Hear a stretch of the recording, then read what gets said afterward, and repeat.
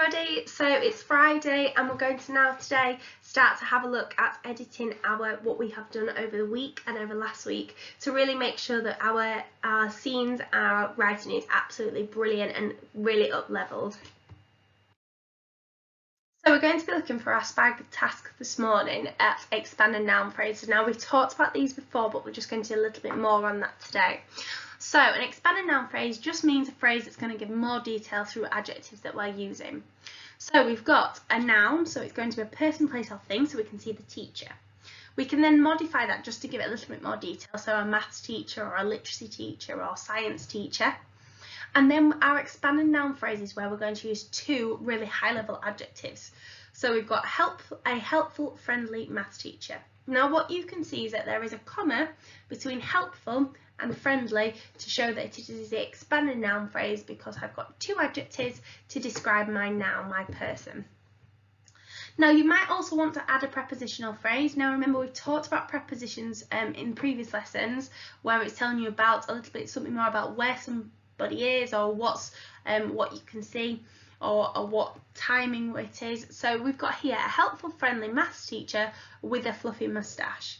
You might also say a helpful, friendly maths teacher standing in the centre of the room. So it's telling you a little bit more information. Another example we could use is this house. So the house is the noun. We can add a little bit more, so it's a country house, it's in the country. And then we can add our expanded noun phrase, our two adjectives that are going to describe our noun. And don't forget to put the comma between them. A derelict old country house. Now derelict just means if you look at the picture we can see it's derelict, it's broken, it's not very looked after, it looks like people don't live there anymore. And then we could add a little bit more by adding a prepositional phrase to say where it is. So a derelict old country house with boarded and broken windows. Or it could be standing isolated in the centre of the forest. So you could add a little bit more detail to say where it is or a little bit more about the house. Here's another example. So we've got the noun, the trees, but we've got two trees this time. We can add a little bit more. So what type of trees are they? What adjective could we use? Well, there could be pine trees or oak trees. Then we can add our expanded noun phrase, our two high-level adjectives broken down by a comma. So two towering, spindly pine trees. So towering means tall, spindly like prickly. And then adding a little bit more extra about where they are maybe. So an extra preposition, so in the middle. So two towering, spindly pine trees in the middle of the lake. So we can see how we can really, instead of just saying two trees in the lake, we've added an expanded noun phrase to show two towering, spindly pine trees. So now I'd like you to have a go at writing 3 sentences using an expanded noun phrase using the pictures. So for example, you could say something with, if we have a look at the milk one, we could talk about the milk being in the jug or in the glass. You could talk about the sunflower in the background or the table that it sat on, so it could be your 3 sentences. For the other one, we could talk about the sky, we could talk about the children, or we could talk about the fairground, the actual ride that they're on.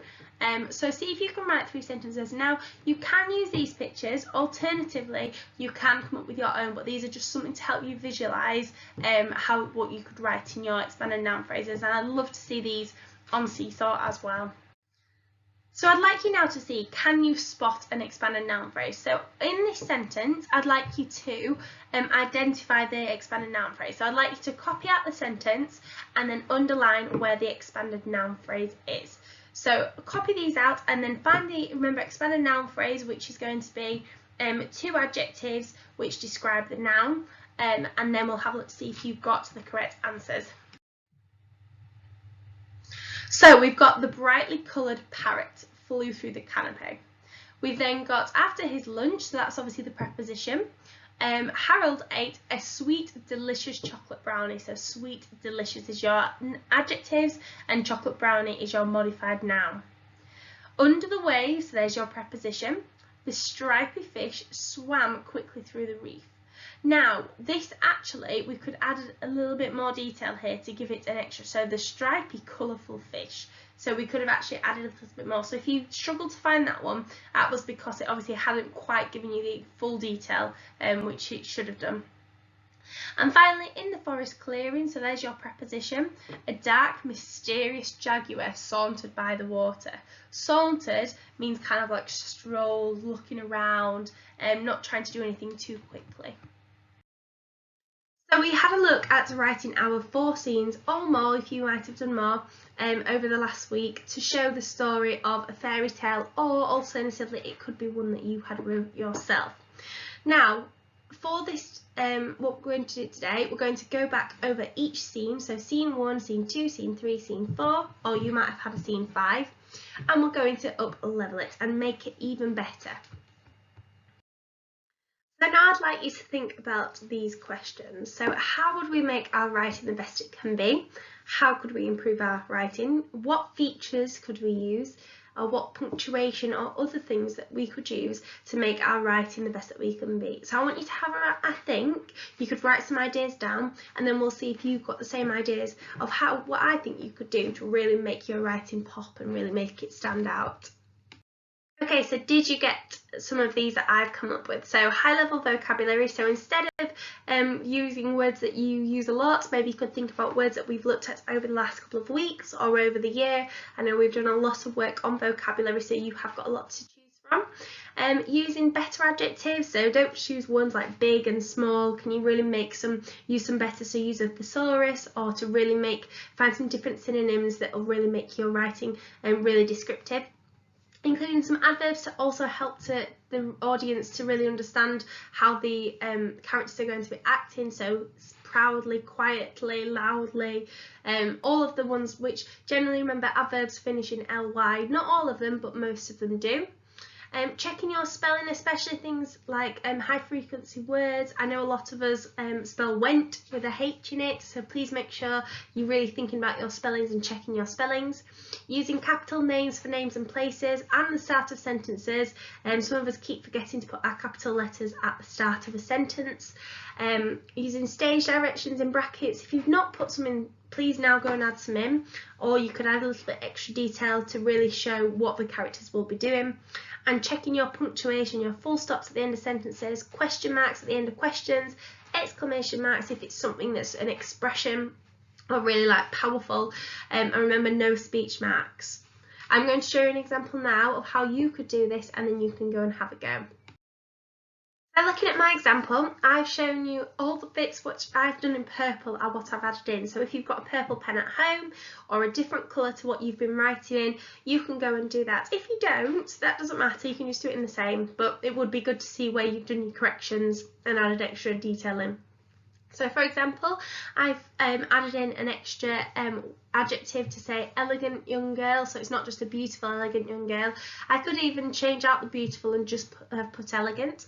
I've added in another expanded noun phrase by putting 2 adjectives into the large open kitchen. I've added some extra stage directions in brackets, so tapping her feet together, and Cinderella put her head down and looked at the floor.